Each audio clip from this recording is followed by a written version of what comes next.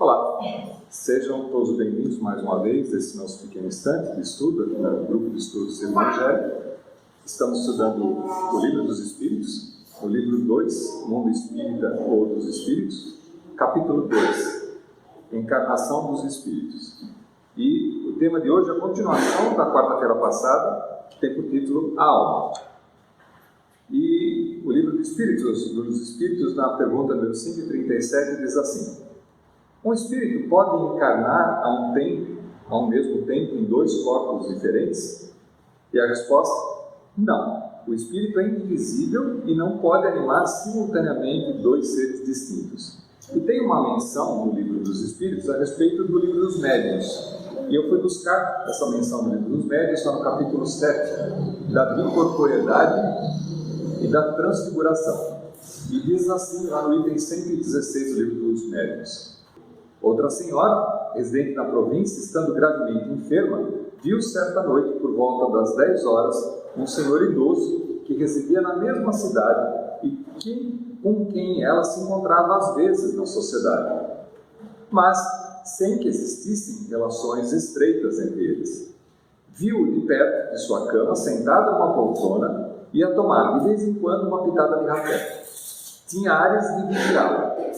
Surpreendida com semelhante visita a tais horas, quis perguntar-lhe por que motivo estava ali, mas o senhor lhe fez um sinal que não falasse e que tratasse de dormir.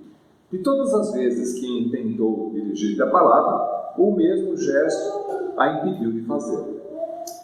A senhora acabou por adormecer. Passados alguns dias, tendo-se restabelecido, recebeu a visita do dito senhor, mas em hora mais própria, sendo que desta vez ele realmente estava lá.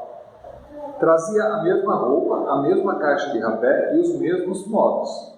Persuadida de que ele ia a visitá-la durante a enfermidade, agradeceu-lhe o encontro a que se dera.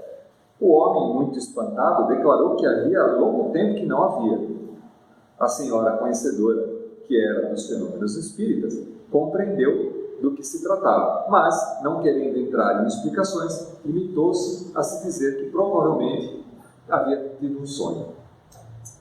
A explicação aqui, o comentário do Livro dos Espíritos, mencionando o Livro dos Médiuns, vem no sentido de que a pergunta remete a se um espírito pode estar encarnado em dois corpos diferentes. Seria como se a mesma consciência, a mesma unidade tivessem duas pessoas distintas. Logicamente que não existiria consciência. Por mais que a gente fale em gêmeos univitelinos, que são formados a partir da mesma placenta, são dois indivíduos separados. Por mais iguais que pareçam, a gente sabe que mesmo assim, na genética, existem diferenças entre eles, que vão, mesmo que eles caminhem junto a vida inteira e tenham uma grande proximidade entre eles, ainda assim serão dois indivíduos com duas consciências distintas.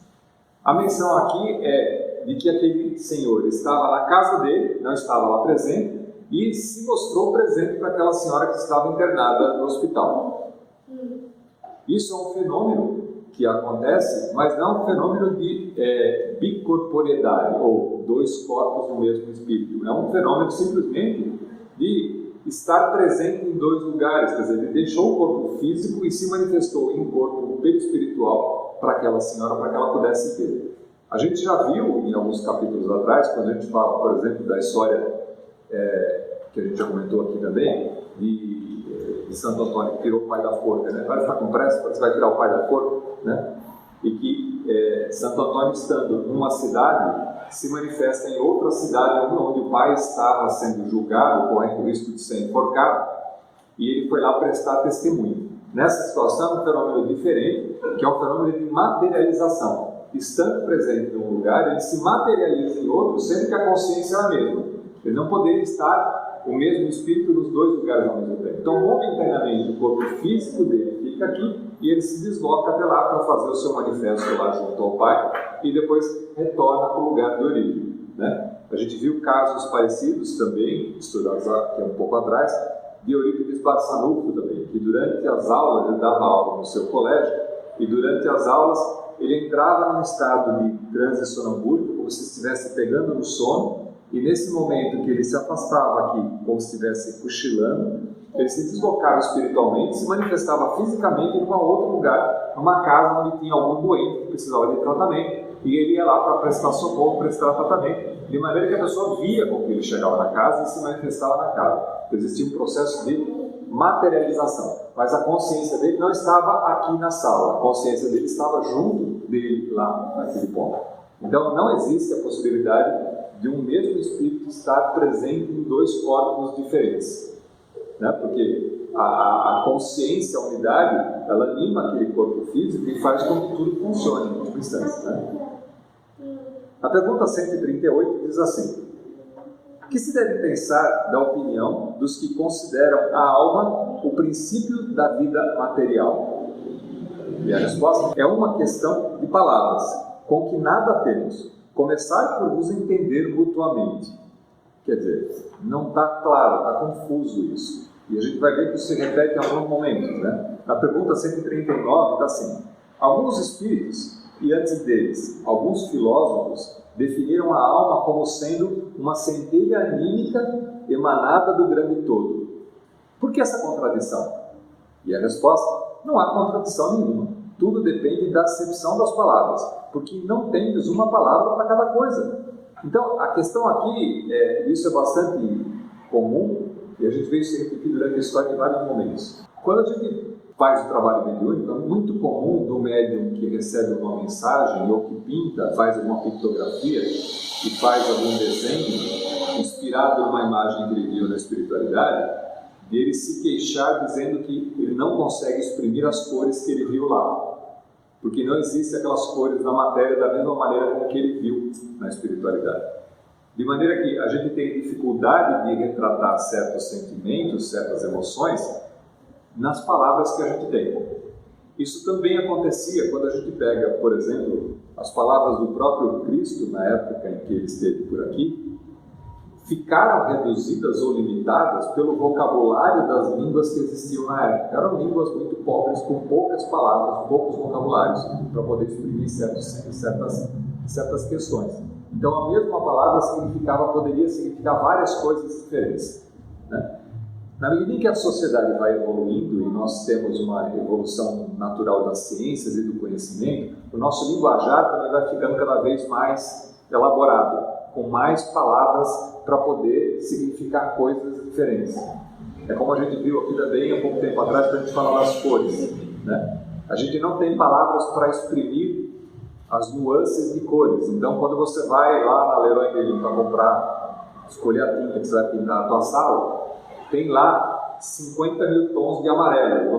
Cada amarelo é um amarelo azul, das cores, não sei o quê. Cada um tem um nome diferente, porque que não diz lá grande coisa, simplesmente uma referência para poder dar uma cor um tom diferente, que falta para a gente palavras para poder descrever aquilo que a gente está vendo. Você imagina isso na vida espiritual, você imagina na vida material, imagina na vida espiritual, que é muito mais complexa e tem uma graduação muito maior. Nós estamos limitados às nossas capacidades, à capacidade do corpo físico, a ver certa radiação, certa frequência que o olho humano consegue captar, e com essa frequência que consegue captar, definir e entender aquilo que está sendo percebido. A gente vê pessoas diferentes, e isso é uma discussão bastante séria em casa, a gente nunca concorda o que é verde e o que é azul, né? Eu acho que é verde, minha esposa fala que é azul, fala que é verde. Não, isso é verde, isso é azul, não, isso é louco, isso é lógico que isso é verde. E é a mesma coisa que a gente está olhando. Então, cada pessoa também entende de uma maneira diferente, porque os próprios órgãos, o meio físico, tem uma diferença na captação da frequência que está se observando. Você imagina isso levado em outras condições. Então, na pobreza da linguagem humana, é muito comum que a gente, tentando limitar um conceito, uma determinada situação, a gente use as mesmas palavras. É o exemplo aqui da questão da palavra alma, que muitas vezes é utilizada com conceitos, com questões completamente diferentes. E aí diz assim: o vocábulo alma se emprega para exprimir coisas muito diferentes. Uns chamam alma ao princípio da vida, e nesta acepção se pode com acerto dizer, figuradamente, que a alma é uma centelha anímica emanada do grande todo. Essas últimas palavras indicam a fonte universal do princípio vital, que cada ser absorve uma porção e que, após a morte, retorna à massa de onde saiu. Essa ideia, de nenhum modo, exclui a de um ser moral, distinto, independente da matéria, que conserva a sua individualidade. Se a gente fala isso para uma pessoa que não concebe a imortalidade, ou seja, que não consegue entender que existe a vida antes da vida encarnada e que existe a vida depois da morte ou depois dessa vida, é muito mais fácil a gente entender que essa pessoa tenda a encontrar ou enxergar essa questão da palavra alma como sendo alguma coisa que dá a individualidade daquele ser e que se diz e que se menciona, e que por um princípio lógico, se quando a gente nasce, a gente resgata uma certa quantidade de energia do ambiente, do cosmos, para poder se manifestar na matéria, quando a gente desencarna, quando a gente morre, essa parte da energia retorna ao cosmos de novo. Então esse é o princípio que menciona a alma aqui. E na realidade, como a gente estudou no primeiro capítulo do Livro dos Espíritos, existe o que se chama princípio vital. Cada um de nós, quando nasce, recebe sim uma porção de energia que vem do cosmos, que faz parte do todo, e que quando essa energia é gasta durante a existência, retorna para o cosmos. Mas isso é diferente da consciência que se estabelece naquele corpo físico. Ou seja, o que mantém a vida no corpo físico é o princípio vital, é o que dá a saúde, é o que mantém o corpo funcionando, mas junto com esse princípio vital, existe a consciência que se estabelece, que faz o uso daquela energia nos seus propósitos, naquilo que decide fazer. Então, como é que a gente entende essas duas questões? O espírito, na medida em que evolui, ele se apropria do material que faz parte do ambiente para compor uma manifestação material e se manifestar na vida humana. Quando nascemos e vamos nos alimentando, a matéria que a gente vai ingerindo entrega e empresta para cada um de nós uma certa quantidade de energia. Por isso a gente tem fome, por isso a gente come. Quando você come uma fruta, você não está só comendo a matéria que compõe a fruta, mas também está consumindo a energia vital que faz parte da fruta. A gente já discutiu aqui, que os orientais chamam de Ki ou Ti, né? Cada coisa, cada criatura, independente do estágio que seja mineral, material, vegetal ou animal, possui uma porção de energia que o constitui, assim como o homem também tem essa porção energética. E que quando você se alimenta, não se alimenta parcialmente daquela energia que você está consumindo. Tá? Isso é diferente da consciência que é no ser. Nós estamos aqui incorporados, ou seja, encarnados, materializados.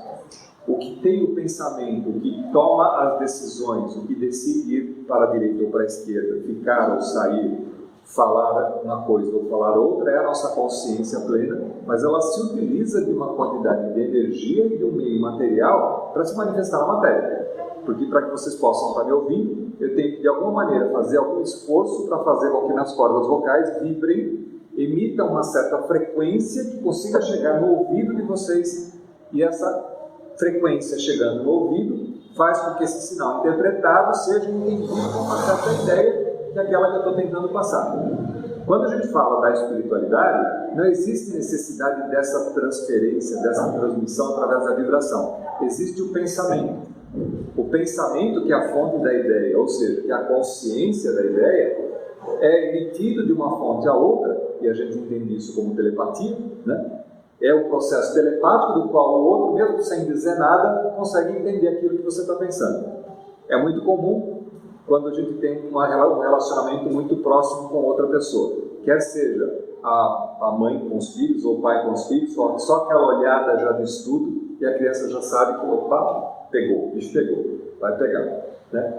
Ou marido e mulher, que quando um olha para a cara do outro, fala assim, já entendi, já sei.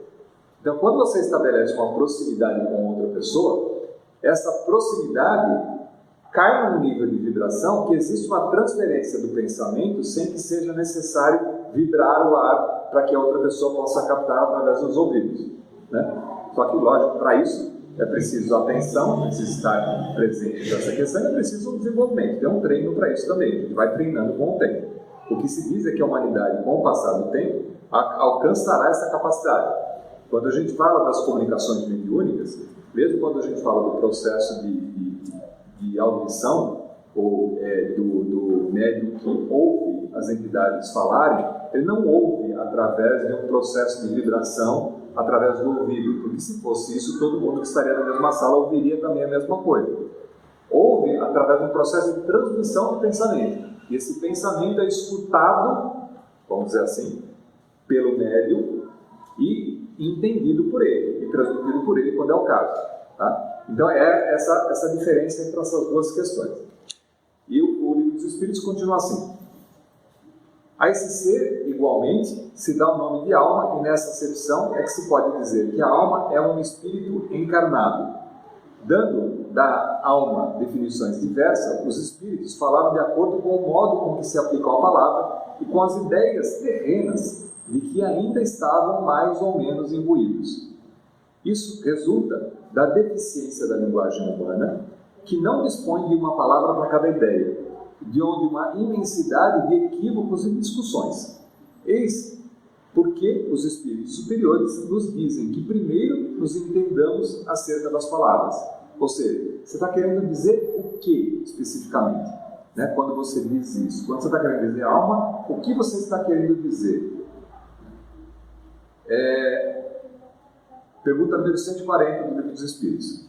Que se deve pensar da teoria da alma subdividida em tantas partes quantos são os músculos e presidindo assim a cada uma das funções do corpo? Existe uma teoria que diz que a alma ela está em cada músculo e por isso uma consciência individual em cada ser, em cada parte diferente, né? A resposta: ainda isto depende do sentido que se empresta a palavra alma. Se se entende por alma o fluido vital, essa teoria tem razão de ser. Se se entende por alma o espírito encarnado, é errôneo, já que dissemos que o espírito é indivisível. Ela imprime movimento aos órgãos, servindo-se do fluido intermediário, sem que para isso se divida. Percebe a diferença? A mesma palavra, hoje talvez nós, nos dias atuais, também não usemos a palavra alma no sentido que o Livro dos Espíritos considera aqui. Ninguém considera a alma como sendo esse nível de divisão. Para a gente, o espírito é uma consciência única, essa consciência única não se divide, mas ela pode se manifestar em várias coisas. O que se tenta exprimir aqui, quando se fala que cada músculo, cada parte do corpo tem uma consciência, é uma visão sistêmica. Quando a gente fala que tem várias filosofias, por exemplo, na medicina oriental, que tratam o corpo como sendo composição de sistemas e que é preciso entender o relacionamento dos sistemas para fazer um processo de cura. Então, se você está doente, está com dor de cabeça, não necessariamente o problema é da cabeça. E mesmo a medicina ocidental também considera isso, né? Você está com dor de cabeça, você está com problema de estômago, por exemplo. Né? E a medicina oriental ela é muito mais profunda nesse sentido, no sentido de tentar entender o relacionamento de todas as partes do indivíduo como um todo, para entender por que está se manifestando um determinado sintoma, para poder, a partir de lá, tratar. Então, pode ser, por isso que assim, você está com dor de cabeça? Faz massagem no dedinho do pé. Porque, na verdade, é um fluxo energético que está sendo corrigido para fazer com que aquela energia que está estagnada num determinado momento, num determinado ponto, seja recuperada, seja restabelecida. E assim, vários aspectos, a medicina oriental trata muito mais do todo do que na especialidade. A medicina ocidental, talvez voltando um pouco mais agora, mas partiu para um caminho de especialização. Então a gente vai procurar o médico, que é cirurgião, da mão direita, né, do dedo mindinho. Porque é o cara que é especialista do especialista do especialista. Porque é aquele cara que faz isso e não olha o todo. Né? A gente levou muito mais em consideração a especialidade. Você vai procurar um neurocirurgião para tratar de um problema que você acha que está relacionado com a constituição dos nervos do cérebro. Quando, na verdade, devia primeiro olhar um todo. E não é assim que a medicina oriental considera. Ela olha o indivíduo como um todo e diz, tá bom, isso aí que você quer. O problema pode ser psicológico e pode estar sendo somatizado, sendo representado numa parte do teu corpo físico. Ok, vamos tratar então de como é que você vê a vida, como é que você vê as questões e não exatamente por que teu corpo está assim ou está doendo o dedinho do pé. Então, tentar entender de onde é que pode ser essa origem do dedinho do pé, essa dor do dedinho do pé. Então, e quando a gente entende, eu vou passar um videozinho aqui no final, vai ficar um pouco mais claro para entender, que a concepção espírita desse corpo energético, né, que a gente também já viu um pouquinho lá atrás, mas a gente define que o ser pode ser entendido como sendo triparte, tem 3 partes. Tem uma parte que é o corpo físico material, tem uma parte que é o espírito, que é aquele que tem a consciência plena, que toma as decisões, e tem um intermediário nesses dois que faz a ligação entre essas 2 partes, que é o corpo energético, ou perispiritual. Quando a gente considera isso, o perispírito, ou corpo energético, ele é aquele que tem a porção fluídica vital, que é aquela parte que anima o corpo físico, porque é ela que faz com que o corpo físico funcione, tá? E todo mundo já ouviu falar nos chakras, né? E a gente concebe ou fala em chakras, são 7, são 8, são 10, são 12, são 13, porque depende da origem, da cultura, cada um trata alguns chakras diferentes, né? Mas, na verdade, a gente tem milhões de chakras, né? O que a gente divide é que são entre os principais, entre os secundários, entre os terciários e os outros que vão acontecendo. Cada célula do nosso corpo é como se fosse uma consciência plena e única, e um centro de força individualizado, que compõe, se agrupa num determinado momento, por proximidade física até, para compor um certo chakra. Então, quando a gente fala do chakra solar, por exemplo, nós estamos dizendo de todos aqueles microchakras que constituem aquela região e que afetam os corpos que estão envolvidos na proximidade daquele chakra solar. Então, ele é representado como sendo um único chakra, e é o chakra principal, mas existem milhares, milhões de outros chakras. Daí, de onde vem essa ideia de que existem múltiplas almas, vamos dizer assim. Porque, no final das contas, cada célula do nosso organismo tem um centro de vida próprio, ela respira, ela se alimenta, ela excreta, ela depende de energia, ela pode ficar doente, e é mais claramente a gente vê que ela fica doente quando você tem, por exemplo, um processo de câncer. O que é o câncer do que uma multiplicação desregulada das células? Então, é um processo doentio de multiplicação das células. Então, a gente está dizendo que a célula tem capacidade de se autorregular ou desregular, e poder causar a doença. Vamos lá. Item A da pergunta 140. Entretanto, alguns espíritos deram esta definição, que é a definição do que a alma está em várias partes do corpo, né? E, de novo, a resposta dos espíritos. Os espíritos ignorantes podem tomar o efeito pela causa. E aí vem uma questão que é bastante importante a gente considerar. Não é porque um espírito disse que é verdade. Em primeiro lugar, existe um princípio que é a falibilidade do espírito. Todo espírito tem um determinado nível de ignorância e de sabedoria. Todos. Mas Jesus também. Porque se é um espírito, uma criação divina, ele está num processo de evolução e perfeição. Se ele já se tivesse tornado perfeito, ele teria virado Deus. Porque a perfeição é Deus que fez toda a sua criação. Da criação começa um processo de evolução e de aperfeiçoamento. Então, aquele que não chegou, não chegará nunca, porque a criatura se tornar criador seria, né? Embora algumas religiões considerem que confundam Jesus com Deus. Durante um tempo eu dava aula para crianças, fazia evangelização infantil, e era bem comum das crianças confundirem Jesus com Deus. Deus era Jesus e Jesus era Deus, né? E confunde o pai com o filho, vamos dizer assim, né? Mas Jesus é uma criatura, é um espírito mais avançado, para o espiritismo principalmente, é um espírito muito mais avançado do que o nosso estágio atual de avançado, de evolução, mas ainda assim é um espírito. E por ser um espírito, ele é imperfeito, ele é perfectível. Está no caminho da perfeição, anos-luz na nossa frente, mas ainda assim não perfeito. Se a gente olha daqui de baixo, a gente pode olhar e considerar que é a perfeição. mas ainda não é a perfeição. Se fosse a perfeição, teria chegado a Deus. Conceitualmente, não chegou a Deus, então não é a perfeição. Então é uma imperfeição ainda.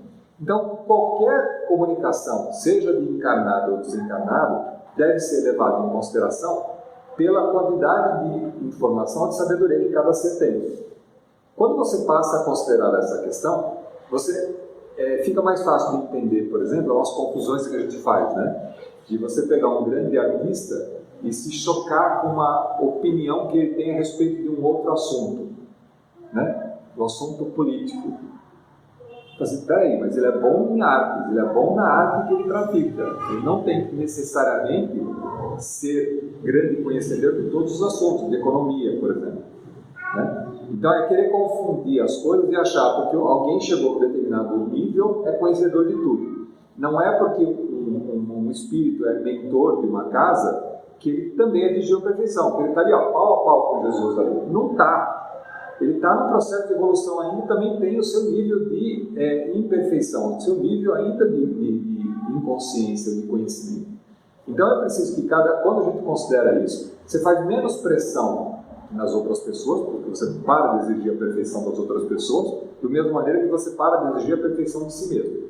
Então é preciso que cada um evolua, conheça mais, estude mais para conhecer mais, faz parte do caminho. Nós somos perfectíveis, nós podemos nos tornar perfeitos, né? Estamos no caminho da perfeição, mas que vai levar muito tempo. Você imagina, se eu estou dizendo que Jesus não é perfeito, você imagina a gente, né? Quanto tempo a gente vai demorar para chegar no ponto que Jesus está, por exemplo.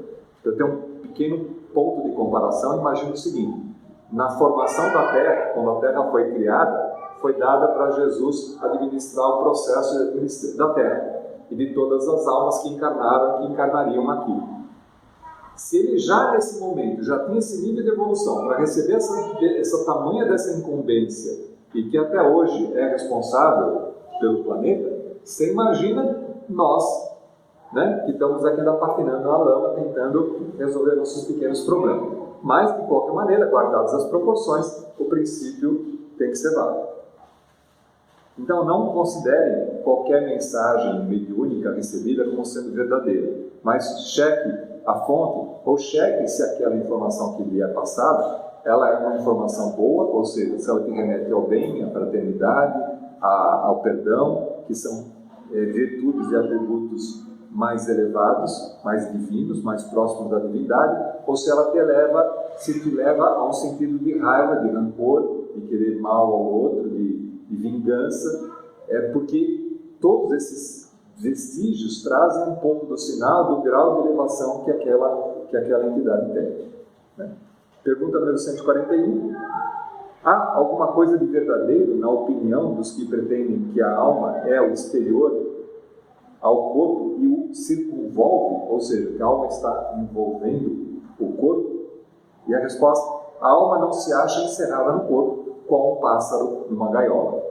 E vocês vão ver depois pelo videozinho, também fica claro de entender por que algumas pessoas consideram que a alma circunvolve o corpo. Porque, na verdade, estão confundindo alma com áurea, né? Então, estão imaginando que a aura é a emanação da alma. Então, aquilo é a alma. Então, ela fica por sobre o corpo e envolve o corpo, quando não é a questão.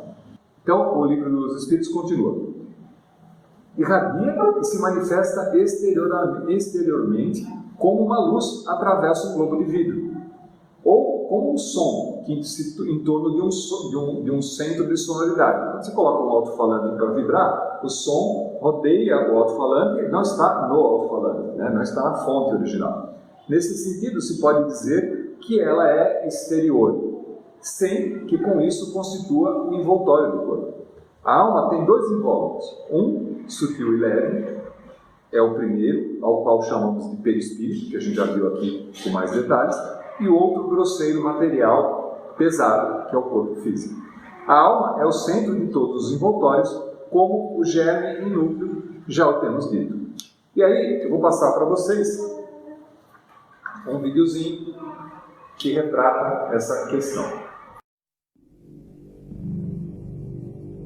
A aura é uma espécie de halo luminoso, um conjunto de radiações que circunda e interpenetra todo o nosso complexo fisiopsíquico. conhecida também como psicosfera, fotosfera psíquica, veículo ou túnica de forças eletromagnéticas, ela é composta pelo conjunto de emanações dos diferentes campos multidimensionais ou corpos. Apresentamos aqui uma visão total de sua forma ovalada, onde temos o corpo físico, o duplo etérico, o corpo astral, o corpo mental, o corpo causal e os centros de força. Através da animação em 3 dimensões, podemos notar com maior clareza que a nossa aura não começa na superfície do corpo físico. Ela é formada por camadas, conhecidas como campos sutis ou campos dimensionais. O corpo físico é a parte mais interna do nosso complexo. As camadas mais externas e sutis revestem e interpenetram todas as estruturas das camadas mais densas. O corpo mental envolve o corpo astral, o duplo etérico e o corpo físico. Na cor amarela, vemos a aura mental, de cor rosa, a aura astral, e na cor azul, o duplo etéreo. Essa atmosfera fluídica envolve todo o nosso sistema físico, revestindo os órgãos, tecidos e células com energias vitais, astrais e mentais. Dessa forma, o pensamento circula por todos os escarninhos do nosso sistema orgânico e psíquico. Na medida em que pensamos, automaticamente alteramos o nosso campo celular. Todos os estados de bem-estar ou de enfermidade são consequências dos conteúdos mentais e emocionais.